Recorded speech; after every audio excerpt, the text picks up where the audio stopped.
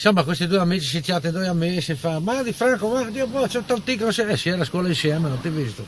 E come si fa? Ma io sono sempre murador, stato con che impresa, e tu sei psicologo, sei dottore? Io, psicologo, ci voglio dire.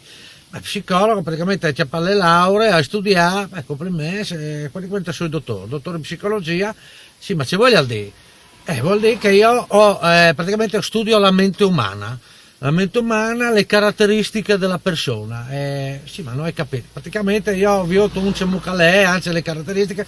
Comunque, per dite, a chiesa, non tu vedi qua che si studiava un acquari? Sì, lui anzi, ecco, io dall'acquari, che mi visi che tu lo avevi a chiesa, io poi capire che tu sei un che place il mare.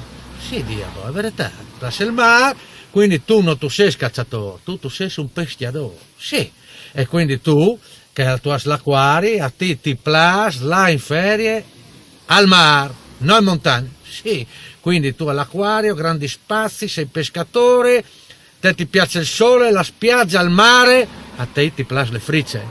Ma sì ecco, io da psicologia hai capito che robe ca, ma veramente una roba vergognosissime. Grazie, mandi, si saluti. Che il cacchiate un attimo, ti visto di Franco, che era a scuola con noi. Sì, e si fa psicologo. C'è voglia di psicologo, praticamente mi ha raccontato la mente umana, i grandi spazi, una roba del genere. Ma cosa stai dicendo? Sì, che poi, ma cosa stai, praticamente a casa hai un acquario? No, allora sei finocchio.